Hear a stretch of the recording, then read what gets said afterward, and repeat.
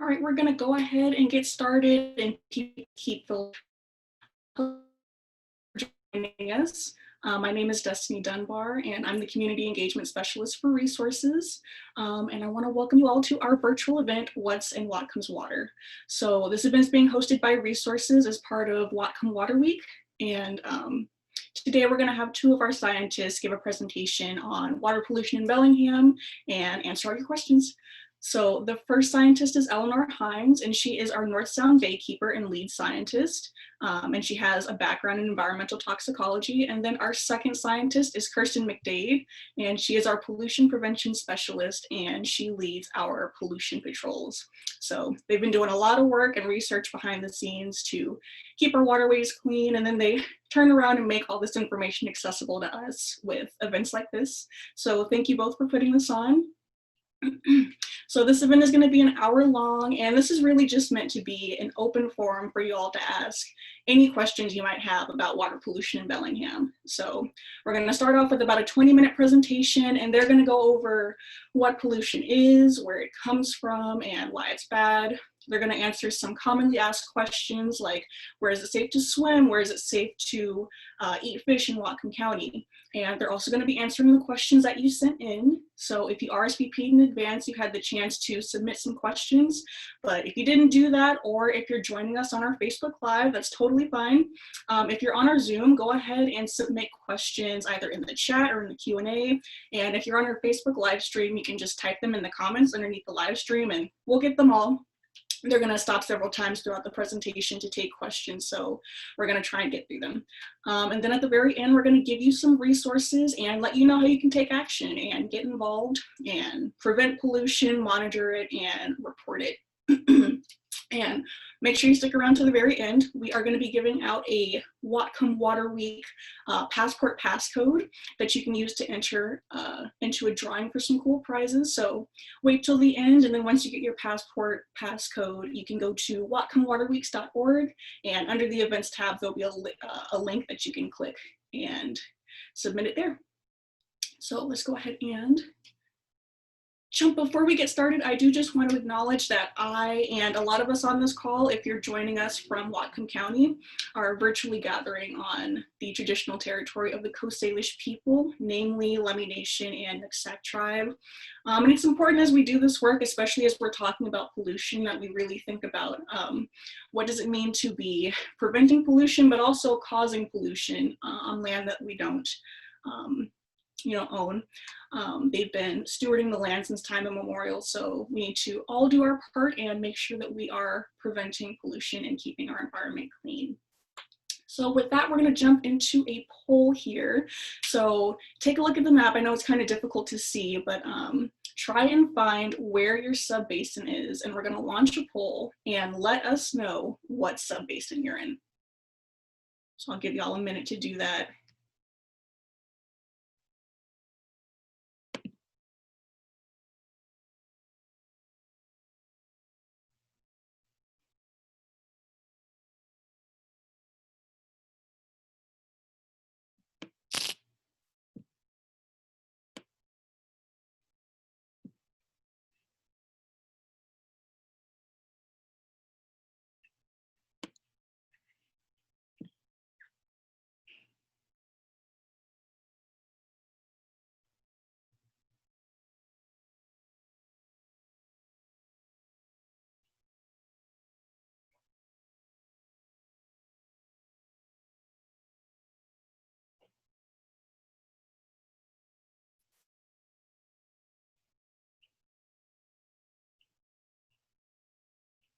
Okay, so out of all of those that voted, it looks like most of us are in the coastal South and Lake Whatcom subbasins, which makes sense. Most of us are residing in Bellingham. And then we're going to jump into one more poll.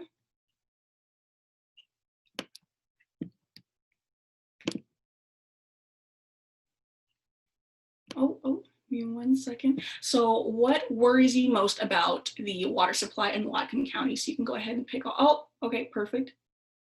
So it looks like ocean acidification, quality of drinking water, and ability to support native food webs is the highest concern, which makes sense. Okay, well, thank you all for joining us for that poll. And Kirsten, you can go ahead and take it away with the presentation.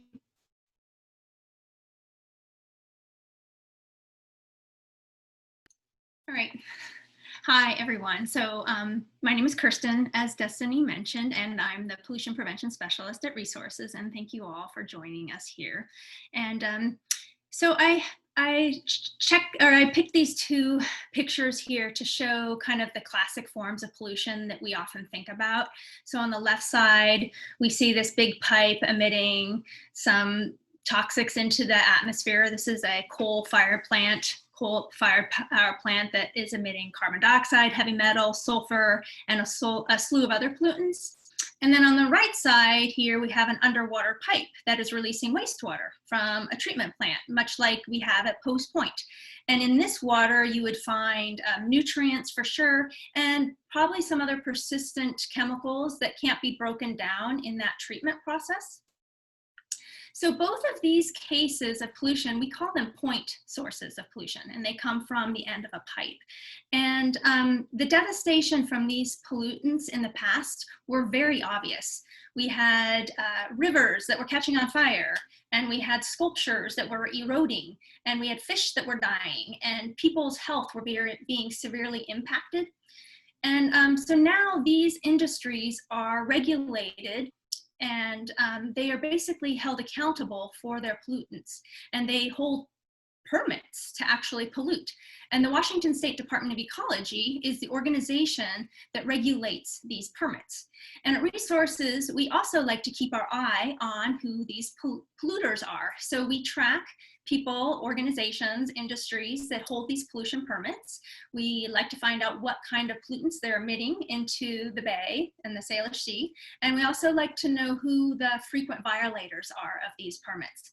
So in my investigation, I found that the most common pollutants that are being emitted into our waters from these sources are copper, zinc, lead, sediment, warm water, and nutrients.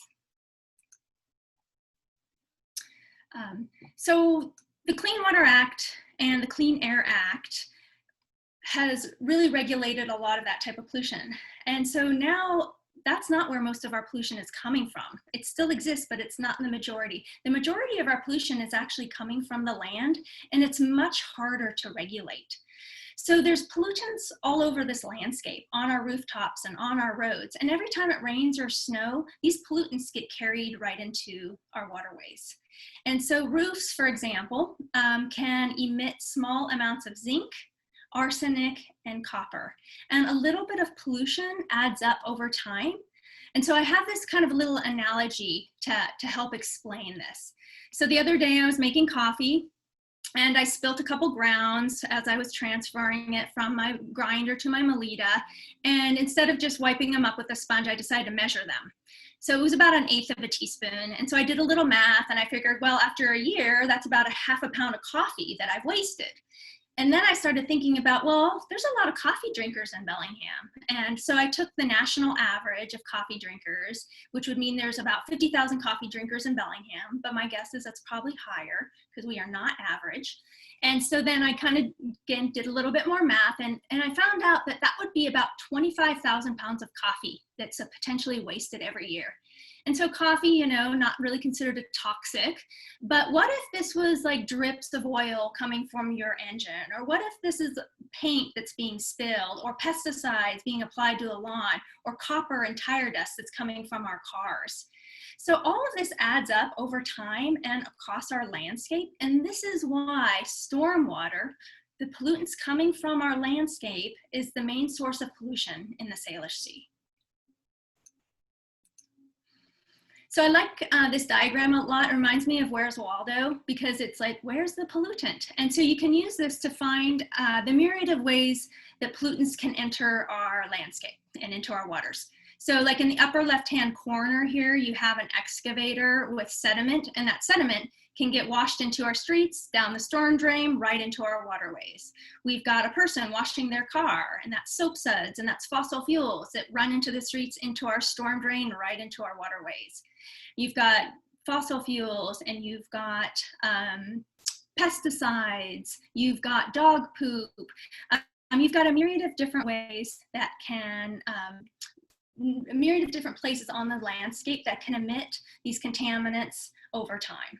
And then just to reiterate, stormwater goes right into that storm drain and out into our, Lake Whatcom, or it goes into Whatcom Creek or Chuckanut Creek, and then right into our bay without going through any treatment processes.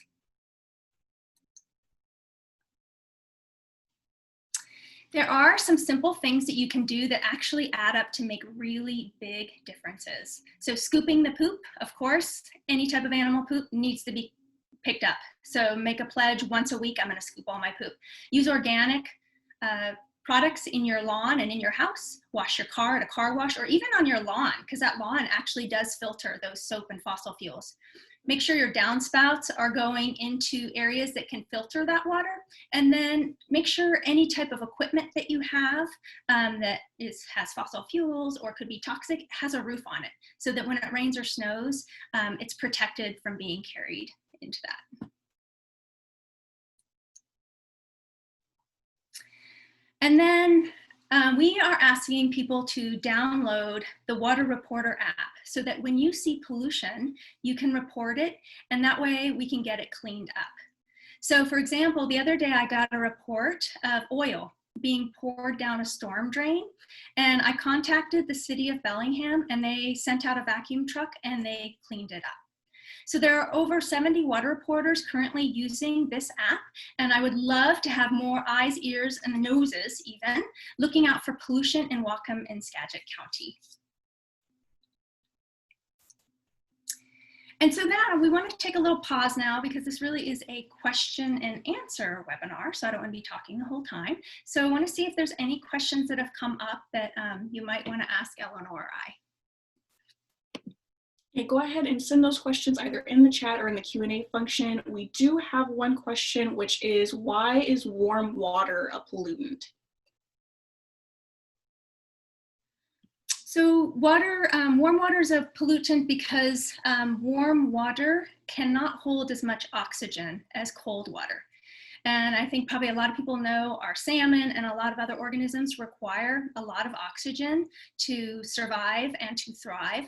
So that's the main reason. Warm water also encourages algal growth, and algal blooms can produce toxins, and they can also, in their decomposition process, lower the dissolved oxygen as well. Thank you for that. Do we have any more questions? And feel free to type in your questions anytime during the presentation. You don't have to wait until the Q&A section. Give it another couple seconds, but I think we might be able to move along.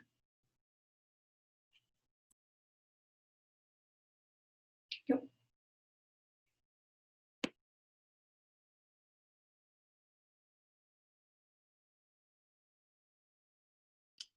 Sorry, it was taking me a while to get the unmute button to magically appear. And I was also trying to get Facebook Live to show. So hopefully it's actually going now.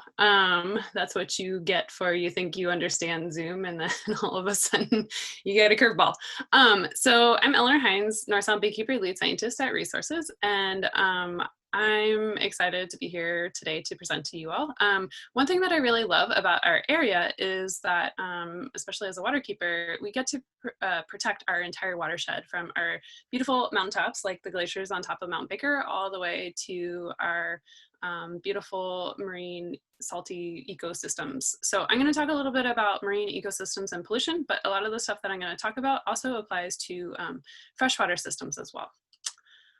So we often monitor for signs and impacts of pollution by doing community science monitoring with our North Sound Stewards program. In this photo here, we're out with volunteers and the Department of Natural Resources installing ocean acidification monitors so that they can look at how eelgrass might be able to mitigate the impacts of ocean acidification for organisms like shellfish.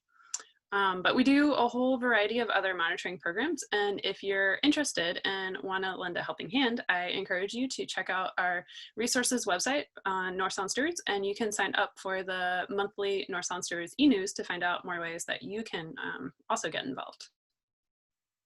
So the common problem that we have with water quality is that you don't always see what's actually happening beneath the surface or in the water. So in this photo here, you can see there's a nice orca, and there's a lovely looking kelp bed there too.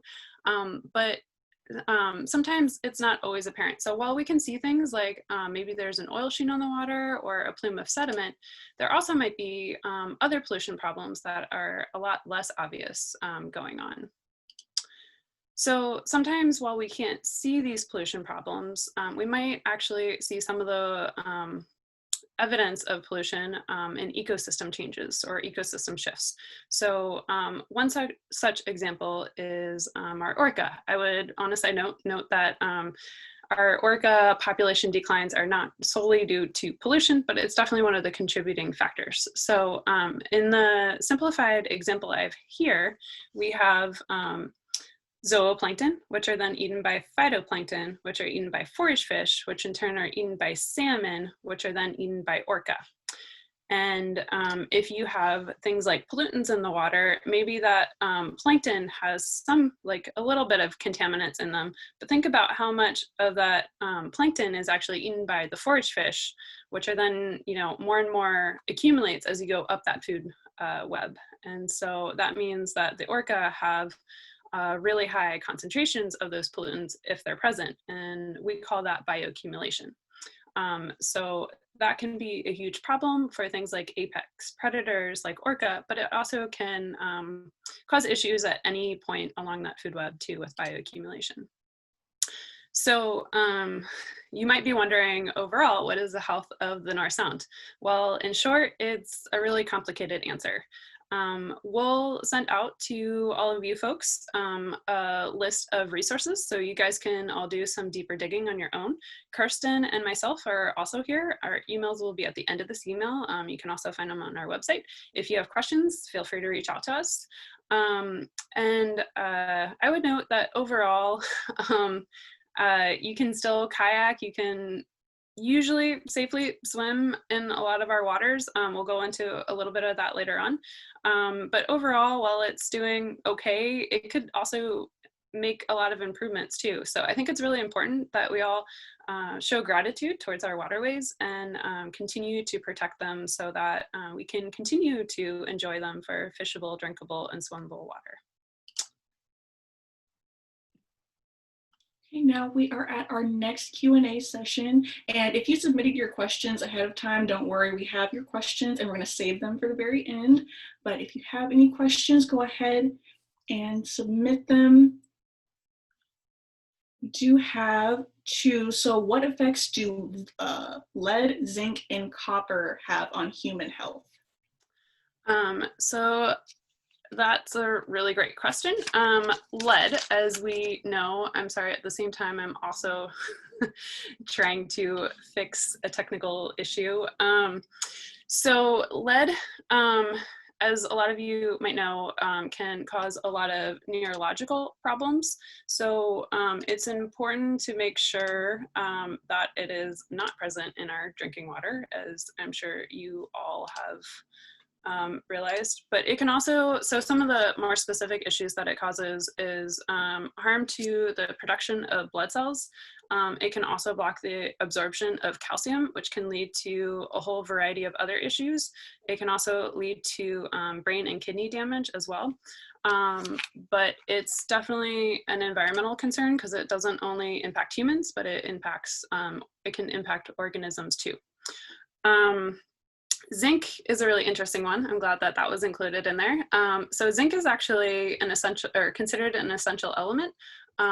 Most organisms need at least some level of zinc to survive. So not enough zinc can be a problem, but too much zinc can also be a problem. So the human health impacts of zinc can be, you know, just general discomfort and not feeling well if you have too much or too little. but what we're usually a lot more concerned about is the environmental impacts of zinc, because especially aquatic organisms can be a lot more sensitive to zinc. And then the last one, copper. This one can kill liver cells and cause nerve damage. And it can also interfere with the absorption of zinc and iron, which are very necessary. But it can also cause a lot of problems in especially aquatic environments. Copper oftentimes is used as what's called an anti-fouling agent.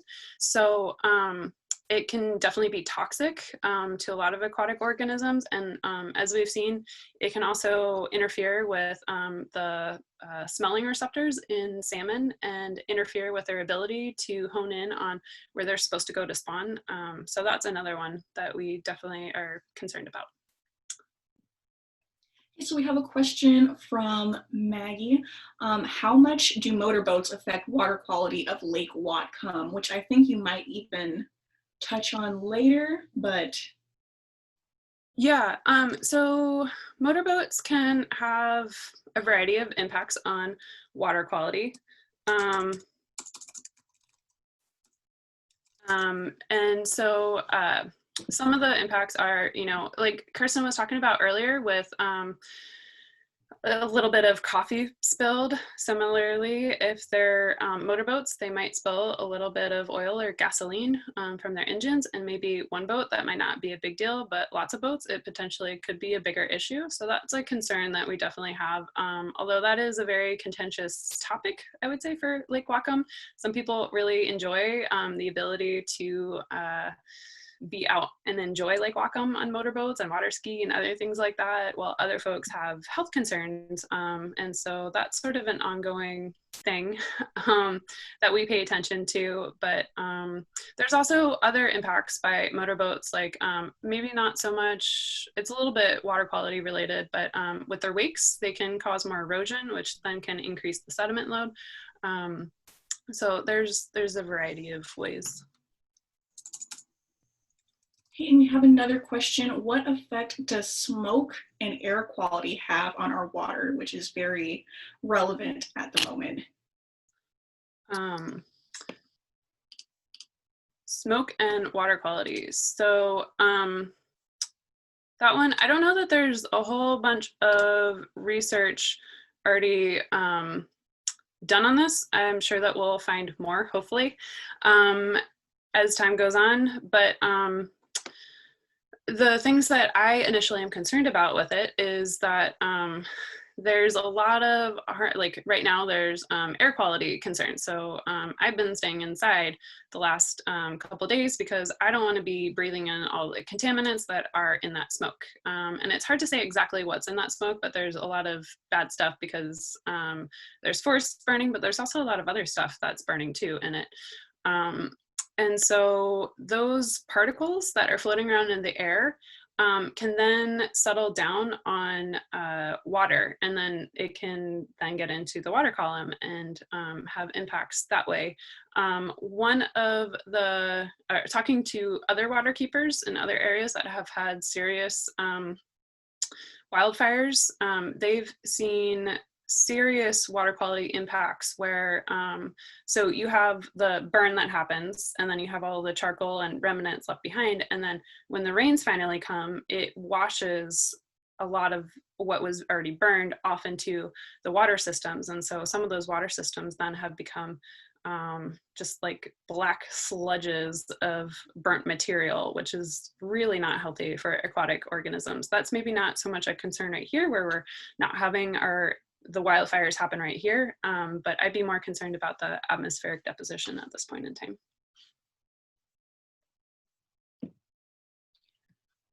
Okay, it doesn't look like we have any more questions, but it does look like we got our Facebook live stream going. So sorry about the technical difficulties. If you're joining us on Facebook Live, we are doing a Q&A session, and we're going to be doing several throughout the presentation. So if you have any questions during the presentation, just go ahead and add them in the comment section under the live stream, and those questions will be sent to us, and we will be sure to answer them. But I think that covers it, yep. Yeah, so one of the questions I get pretty frequently from people, including my friends, is where is it safe to swim? And like Eleanor mentioned, water quality issues are complicated, so there's not a real simple answer to this question. Our water originates from our mountains and from the rain, which is very pure. But as I showed you, areas, it can then carry all these pollutants into our waterways. So while there isn't any kind of cut and dry answer to this, I do have a few guidelines that I'd like to share with you when you consider swimming. So the first thing is avoid industrial and urban waters. So this basically encompasses Bellingham Bay from Squalicum Harbor to Fairhaven, and it also covers Blaine Harbor. Those are the areas that have the most industrial input in our local area. And not only is there stormwater and industrial pollutants are concerned, but there's just a lot of traffic going on, boat traffic that could be also dangerous. So that's kind of advice number one. Then, next slide, please. Yeah. Then I would also have you consider some of the rural lands that you may want to swim in, whether they're streams or rivers or even the ocean. Some of the intense agricultural lands that we see have a lot of pesticides, fertilizers, and bacteria that are on the land. And then when rain events come, they flush all of those into our water. So following rain events, you have to be really careful about going into water, particularly if you see the water's really cloudy. Maybe that's sediment, but maybe that's also manure. And with that, there could be fertilizers and pesticides that aren't healthy to swim in. The Whatcom Conservation District actually has a really great system of maps that shows the most current fecal coliform measurements in this area. So if fecal coliform bacteria is a concern, it's a really great resource, and we'll provide that link later on. Another recommendation I have is to follow the Washington State Department of Ecology's beach program, which basically says, surf the web before you surf the beach. Or you can at least pay attention to the signs that are posted at the beach. And I know it seems kind of silly, but I ignore these signs all the time because you see them all the time. You just kind of get blind to them. But they actually do have some really helpful information. This is a picture of Little Squalicum Beach, which pretty much has consistently elevated levels of bacteria, which means there's poop in the water. So it's generally not a good idea to swim here or let your dog swim at Little Squalicum Beach. And then my last little bit of advice is to look for algal blooms and to avoid swimming in water that has considerable amount of algal growth in it. And that goes for your dogs too, or any pet. I guess it's mostly dogs. So this is just an example of a photo I took of Lake Padden last October.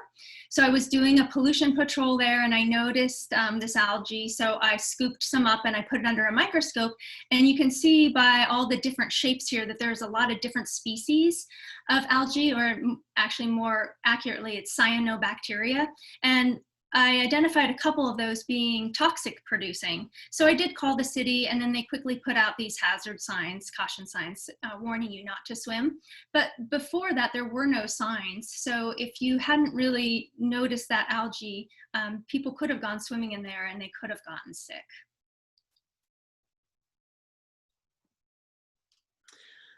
So another common question that we get is, where is it safe to fish and harvest shellfish? So just like with swimming, it's really important. I would reiterate the whole, go check out what's on the web and find more information. Also, while you're at the site, make sure that you keep your eyes out for any warning signs that might be out there.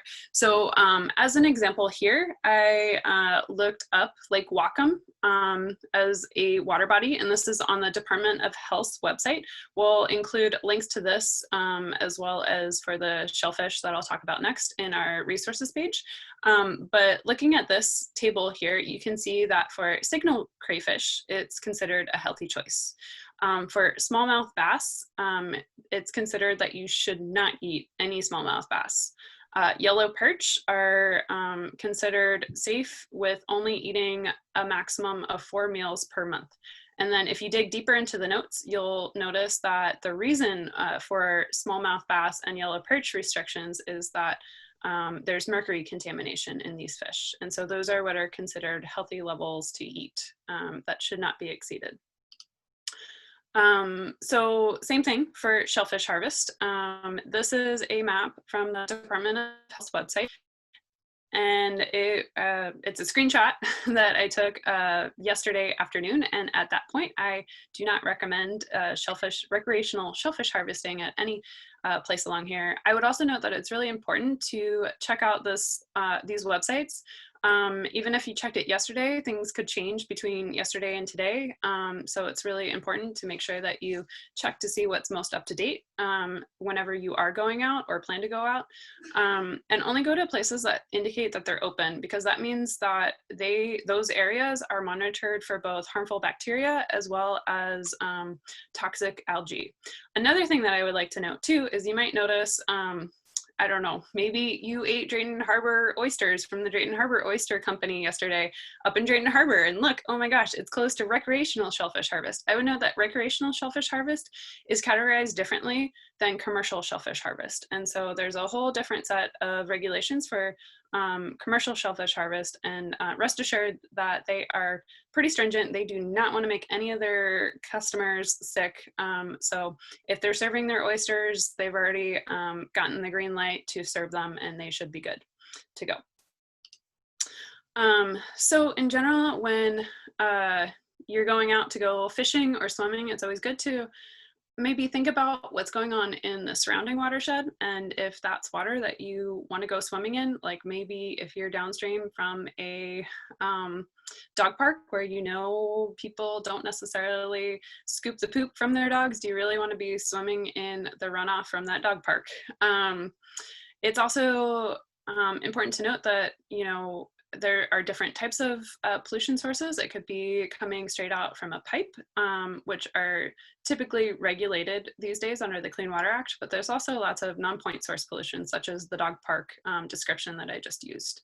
But there can also be other kinds of contaminants too, to be aware of. In some places, it's the long-lasting accumulation of contaminants, which are oftentimes referred to as legacy contaminants. Yeah, so that's another thing that you would want to consider before you're deciding whether to eat fish or shellfish out of some waters, is to learn a little bit about the historical use of those waters. So for example, in Bellingham, there are 12 toxic cleanup sites, and in Blaine, there are 4 additional cleanup sites. And all of them are in varying stages of the cleanup process. So most of these industries occurred before the Clean Water Act, before the Clean Air Act. And so the regulations weren't as stringent. So they were allowed to release a lot more pollutants than they ever could today. But we are now cleaning up from these past legacy industries. So to help people navigate this, we created a virtual map that shows the 12 toxic cleanup sites in Bellingham, and it describes what the contaminants are and where those contaminants are located. So are they in the groundwater, are they in the surface water, or are they in the sediments, or all three? And it also tells you what stage of the cleanup process they are at. Like, are they just investigating the cleanup site, or are they actually in the process of cleaning it up? So we'll send you that link to that map as well, and I think you can find it useful if that's something that you're interested in, and it can help you determine the health of the waters. And lastly, before we go to our last Q&A session, as a Waterkeeper affiliate, we're all about fishable, drinkable, swimmable water. So what about the drinking part of clean water? So Lake Whatcom is a major drinking water source here in Whatcom County. I would, on a side note, also add that there are other drinking water sources in Whatcom County, including wells, but that's kind of a whole other thing. So when it comes to protecting Lake Whatcom, everyone deserves reliable and affordable a reliable and affordable source of safe drinking water. We do have a petition that you can sign, that you can find on our resources page that we'll send out. You can also find it on our website. Some of the main things that we are asking for are increasing investment in water quality testing for things like carcinogens, i.e. cancer-causing, fossil fuel compounds from boats and cars, as well as more testing for pesticides such as glyphosate. We also are asking to reduce the risk of invasive species introductions, which there's already currently an aquatic invasive species program, which is great. We are also asking to strengthen development regulations to better protect the lake from pollution, improve tree protection rules, reduce urban sprawl in the Lake Whatcom watershed, and more for safer drinking water. With that said, I wouldn't say that our drinking water is unsafe. It meets all of the current water quality health criteria for drinking water. But we want to make sure that our drinking water stays safe going on into the future, and that we don't have to make really expensive investments in the future because we've put in the wrong development along our shorelines that create more pollution or something like that down the line. And I think that there's a bunch of questions relating to Lake Whatcom that we got submitted through the RSVP. So I'll hold off on talking more about that until we get there. But if we don't answer any questions you have, feel free to also add that into the Q&A. Okay, here is our last Q&A section, or our last Q&A section. Here's the Q&A section. We're going to go through all of the questions that were submitted previously. And we also got one in the chat. We have two questions from Ryan. So one is, Ryan watched Dark Waters recently. Should residents of Bellingham be concerned with PFOA or PFAs type forever chemicals? I'm happy to take that one unless you want to, Kirsten. I'll take it. Yeah, the short answer is yes. We should all really be concerned about the PFAS chemicals. They are persistent chemicals, meaning that they aren't broken down easily, and they're bioaccumulative, meaning that once they enter your body, they linger and they accumulate over time, and they can have severe health effects, cancer being the most prominent one. So currently, Washington State is coming up with a PFAS rule for the amount of PFAS that's admittable into our drinking water. So that's under negotiations right now. But it is one of those chemicals that we are going to be working with and having to deal with for a long time. And so one of the most important things right now is just to get it out of production. So a lot of fast food containers, for example, have PFAS on them, and we need to stop that type of production. So yeah, so if you want to add anything to that, Eleanor, but basically, yeah, it's a big concern of ours, and it's something we're definitely tracking, and and I don't think that it's going to end with PFAS, because that's the chemical of concern that we've discovered right now to be serious and impactful, but we're going to discover another chemical of concern tomorrow, and then the next day. So we have to be very vigilant about all these emerging contaminants that have been very pervasive across our landscapes. Yeah, I was just going to say chemicals of emerging concern are definitely super concerning to me and lots of folks. I know for all of the contaminants that have been identified in the past, it's a lot easier when there's regulations set and we really have a better understanding of where they come from. But with things like PCBs that were banned, decades ago that are still persisting in our environment, I think it's really important that we continue to be really careful and come up with better systems on how to address these contaminants of emerging concern when we finally do recognize that they are an issue, so that we can better respond to them. Okay, Ryan's second question is, could you provide some links or resources with info about past and present pollution levels in Lake Whatcom's water? Yeah, we will do that in our resources page. Some of the resources that I would recommend is the Western Washington University Institute for Watershed Studies at Huxley College. They've done a lot of monitoring in the lakes over the years. and more information can be found on their website. The USGS also, or United States Geological Services has also done some interesting studies on Lake Whatcom, particularly pertaining to mercury. The City of Bellingham drinking water reports might be something to also consider looking at. And Kirsten, did you have anything that you wanted to add? No, I think you got them all. I think the studies out of Western are really interesting because they've started monitoring in the 1960s. So it's pretty comprehensive overview of the contaminants. And I will say also, looking at a pretty narrow list of contaminants, and that goes back to this whole idea of there's so many contaminants out there that we're not monitoring and not regulating because they are occurring at small levels or that we don't know about them. So I would just kind of add that as well. Okay, we have a question from Kate. I've heard people say our tap water isn't the healthiest to drink. Is that true? I feel like we somewhat covered this, but I know that one was submitted ahead of time. So for drinking water in Lake Whatcom, like I mentioned before, it has been meeting all of the regulation criteria for human health consumption. And the City of Bellingham sends out an annual report to all of their customers who drink that as their drinking water source. That goes over what the current data is showing. And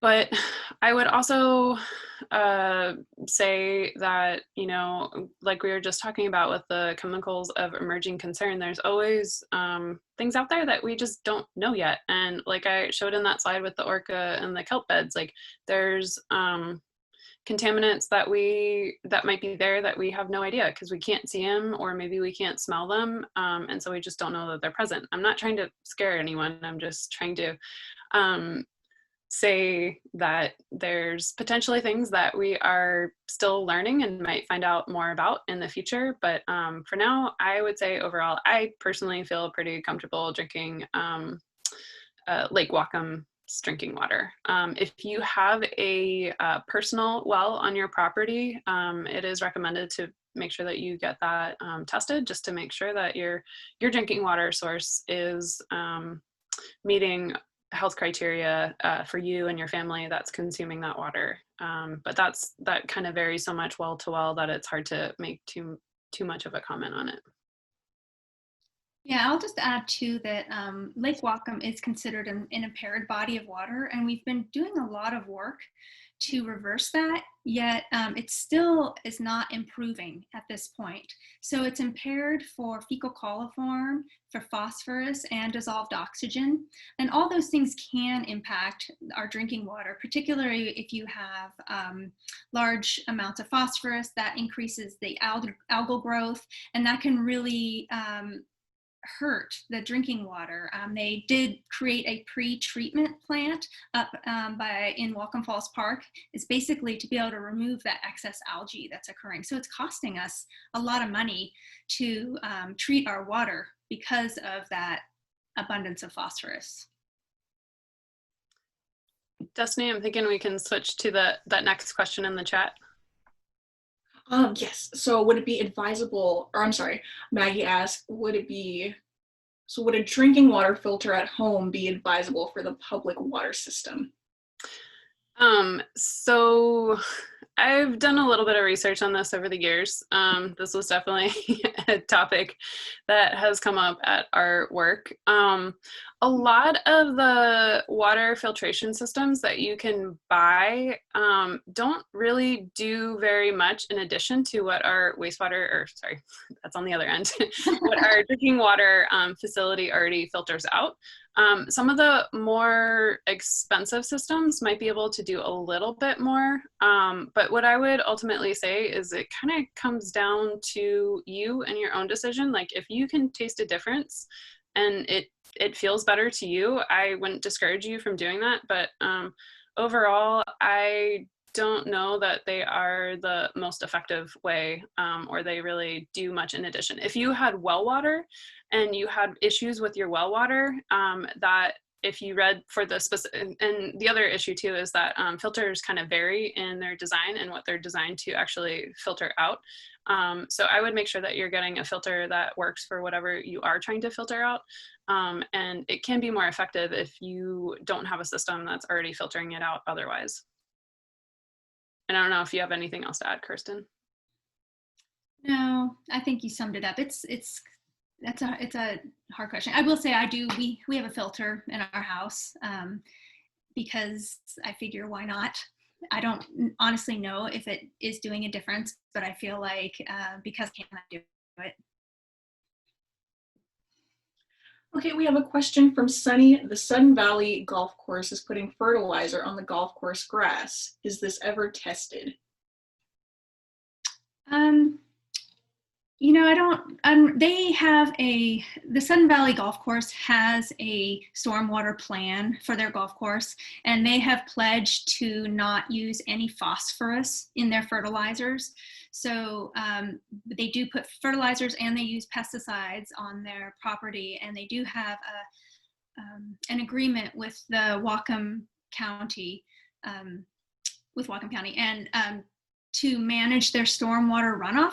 So in that sense, it's tested, but it's tested more from a best management practice, like do they have proper buffers between their application of their fertilizers and pesticides and the bodies of water.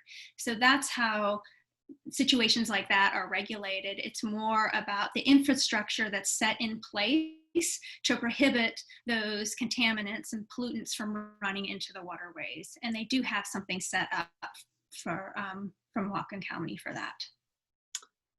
I also just wanted to add that looking at the participants list, I know that there are some experts on some of the things that we're talking about out there. Not to say that Kirsten and I aren't experts ourselves, but if you have more information on something and you want to share it with us, feel free to add it into the Q&A and we'll see that and we can share it.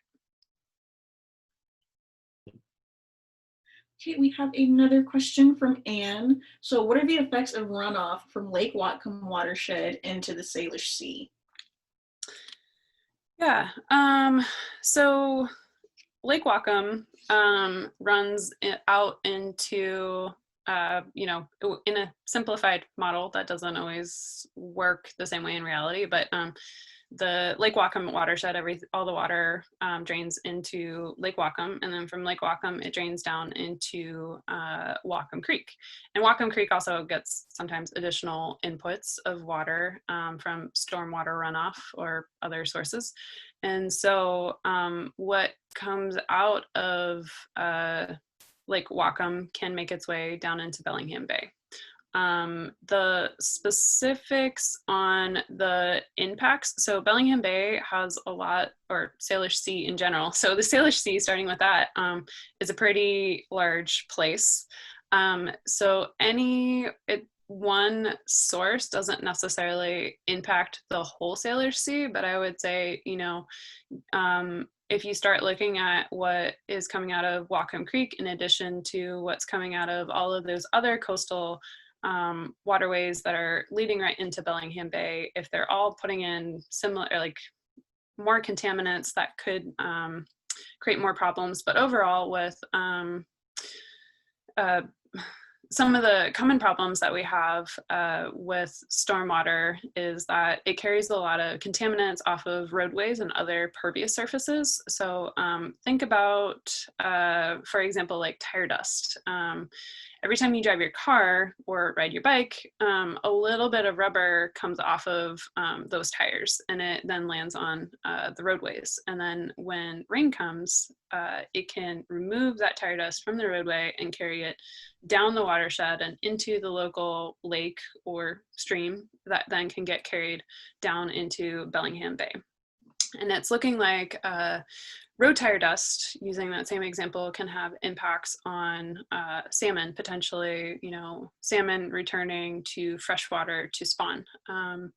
And so it's this is kind of a big, broad question, and I'm kind of getting sort of specific here, but I'm using this just as one example of why we need to make sure when we're managing our waterways, we're not just looking at one component of it. It's really a holistic picture. So I appreciate that the person who submitted this question is really thinking about that whole larger system. And Kirsten, you probably have some things to add too. Not really, but I think your point about the cumulative impacts of not just the people living around Lake Whatcom, but that the runoff coming from the Lake Whatcom watershed itself goes into Lake Whatcom, and then that then is taken down Whatcom Creek. And then Whatcom Creek itself has a lot of stormwater issues. It's an old creek, and that's where a lot of our old stormwater infrastructures are. So while there's been a lot of habitat improvements along the creek, there's still a lot of really outdated stormwater systems. So there's a lot of stormwater input adding to that. So when you add that cumulative runoff, you've got a considerable issue. And I know it's just one of those problems that I know the city is wrestling with. It's, old aging infrastructure that is extremely expensive to fix. So it's just another reminder that if all of us can do our part in keeping that out of the water to begin with, it won't be there to be able to get put into the water. Okay, we have a question from David. Where does the mercury come from that's contaminating fish like smallmouth bass? Rocks or pollutants from burning coal, etc.? Yeah, that's another complicated question. And I feel like there's been debate over this over time. I was recently looking at that USGS, or United States Geological Services, study that was done in 2004, and they listed some of the possible sources coming from atmospheric deposition. So mercury that's in the air that then settles down on the water and then is able to enter into the water column or settle down into the sediment. There's also potential contributions from tributary discharges, landfills, dump sites, and local mining operations. And the study also listed that the chloralkali plant from GP West down in Bellingham Bay could have been a potential source. Also municipal waste incinerators, the Olivine Corporation Municipal Waste Incinerator, which is no longer operating, was also a potential source. And then also there's natural sources too, like anytime there's a large volcanic eruption, like Mount St. Helens was a source of mercury in some cases too. So it's sort of a combination of different things. Mercury can come in a few different forms, like molecular forms, I guess.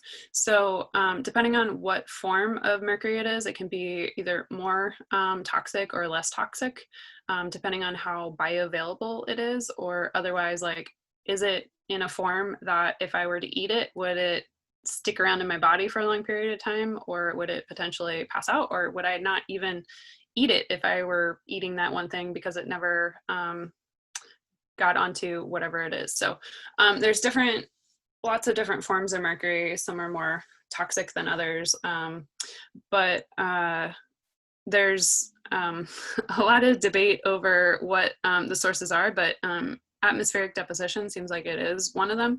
I know I heard a story years and years ago about how there was a lot of work done to decrease the amount of mercury in Lake Whatcom, and they were all kind of patting themselves on the back for doing a good job, and it sounds like they did a good job, except for then they discovered that somehow there was still yet a source of mercury, putting more mercury back into the lake, and this story claimed that it was atmospheric deposition from coal plants in China. I don't know that I've been able to find a source that can verify that, but there have been studies done where atmospheric deposition stuff can come from a really, really far distance away. So things like that can either come from local sources, but we can also get sources from pretty far away too. But the good news is that the industrial sources of mercury have, we've done a lot better job at regulating that and eliminating that, so that that no longer is as much of a contributing source. All right, we have two more questions. So the last two are, one's from Jerry. Is it really safe to swim in the lakes in Whatcom County? Are there any that are not? And then the last one is from Heather and Emily, who is age 10. And she says, I'm a local beekeeper and we have a wetland behind our house. Can the bees safely drink that water? Well, I'll address the lake one. I talked a little bit about that with the swimmable water section, but with the lakes in Whatcom County, one of the biggest concerns will be the algal blooms. And this year I noticed that the algal blooms weren't like they did last summer. And so it's just another example of how biology is very climate dependent. And so we're going to have some years that have more algal growth than others. And so just paying attention to what kind of growth is on the lakes at any given time is going to be one of those good indicators. Certainly if you smells weird, looks weird, I would avoid it. Fortunately, our lakes don't have industrial sources of pollution, so that's not going to be a real concern. So it's really more those biological concerns, which tends to be algal growth or maybe even some manure, but mostly it's the algae. I guess the only other thing I would add too, like there's some lakes that have a lot of fishing and hunting activities on them. So like I know Toad Lake has so much derelict fishing gear in there that I would not go in there barefoot because there's hooks everywhere. Just to kind of keep that in mind. And then if you do like to swim in the winter months, a lot of the lakes have a lot of waterfowl hunting on them, and it's just not a safe place to swim in that regard. I could take the B one. So it sounds like the question was whether or not it's safe for the bees to drink the water from the nearby wetlands. I don't know a ton about bees and how they drink water and what is necessarily a concern for them, but in general, wetlands are really a natural filtration system. And so they have a lot of value when it comes, and we didn't talk about that at all during this presentation. So I'm glad it made its way in here, but wetlands are really, really important for filtering out water. So it's not only controlling water quality, it's also controlling water quantity too, so that there's not a huge pulse every time there's a storm into our creeks and rivers. And so it can slowly filter through the wetland and then slowly make its way downstream. And so overall, I would say the bees are probably okay drinking the water from the wetland nearby, if that's where they're getting their water source. But at the same time, I would also, make sure that there's not sources of pollution that are going directly into that wetland, because maybe that could contribute to it. And that's all I had, I guess. All right, perfect. So we did get one more question from Amelia. Does the city or county have any guidelines for dog parks near shorelines to mitigate toxic runoff? But we are running on time, so we're going to quickly wrap this up. And then Amelia, if you want to stick around, we can answer it, or we can go ahead and have Eleanor or Kirsten email you. But your question will get answered. Let's go ahead and wrap this real quick.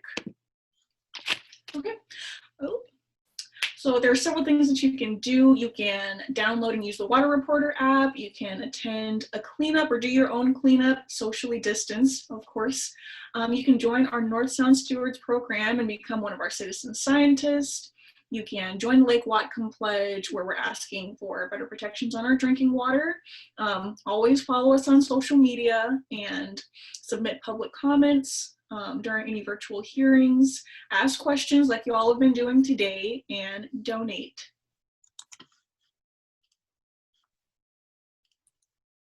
Okay, take the pledge. So now you've hopefully learned a bit more about pollution. So what is one thing you can do to protect Whatcom's waters? And we're going to launch a poll here.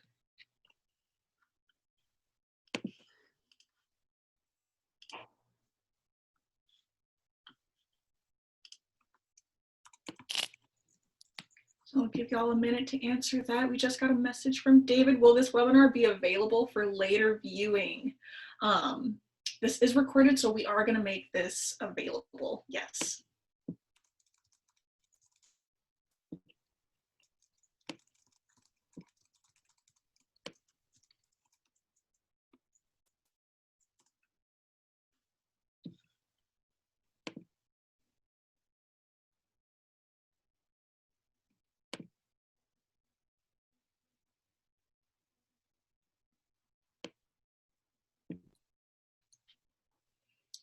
Okay, it looks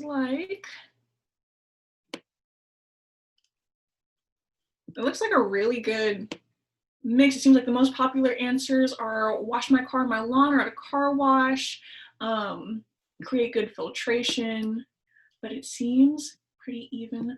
But yes, great. So make sure you all go and take these actions and do these things so that we can keep our water clean. And we are at time now. So thank you all for joining us. Oh, and the passcode, yes, the passcode is stormwater. So go ahead and go to whatcomwaterweeks.org and do that by September 31st or 31st, September 23rd. And then under the events tab, there's a link that you can click on and enter the passcode stormwater there for our event, and you'll be entered into a prize. And thank you all for joining us. Feel free to hop off if you need to. Eleanor and Kirsten, did you want to jump to Amelia's question, or do you want to go ahead and email her? I think I can, well, we might follow up by email, but I don't know that there's any specific guidelines for dog parks near shores to mitigate toxic runoff, but I know in general, some of the things that they do try to keep in mind is, you know, can they put a buffer there? There's also a lot of education and outreach done, I know by the city and the county on making sure that people are aware of the importance of scooping their dog poop. Resources also with partners, including the city of Bellingham, has in the past done what we call poop patrols. So we sometimes will go out to the parks and put in like neon flags to kind of demonstrate like, hey, not everyone's picking up after their dog, and hey, look, it actually adds up. And here are some of the areas, like we notice things like there'll be a whole bunch of lawn chairs where people probably sit, and then right behind them are a whole bunch of unscooped piles of poop because it's out of sight and they don't realize. So there are ways, and usually most dog parks aren't put right up to the shoreline, but there's a little bit of a buffer. So buffers are always a good idea, in my opinion, because they can help filter out some of those harmful bacteria or other pollutants too. I don't know if Kirsten had anything to add. No, I think public awareness is something we need to keep working on. And right, the city did, like they used to have that whole dog park right at Post Point in that estuary there, and they removed that because it was just having too big of an impact on that waterway. And like Little Squalicum Beach, that is also geared to be restored, that estuary there. And so my hope is when they do that there's going to be a concerted effort to get the word out there. Because if we spend all that time and effort to restore that area for our other aquatic organisms, it only makes sense that we do our best on land to restore it as well. So. And I know with that Little Squalicum project too, the estuary project, they've taken into consideration that people love to walk their dogs there, but how can they design the park so that they're discouraging dogs or not allowing dogs to actually go into the waterways, but are further away? Because that seems to be part of the problem. Yeah, I know in a lot of the city's restoration projects, they're starting to plant lots of like willows right along the water's edge, and it discourages people's and pets from being able to access the water, but it also provides really crucial shade to keep that water down. So it's a really nice way to restore habitats and keep people and other animals out of the water too. So that's another technique I've seen being used more and more. Okay, perfect. Well, thank you, Amelia, for your question, and thank you all for all of your questions and for sticking around. If you have any more questions, Eleanor and Kirsten's emails are down below, so feel free to email them at any time. You don't have to wait for us to have a presentation. They're always here to answer your questions. And thank you all for joining us. And stay safe. Thank you. Bye. Bye.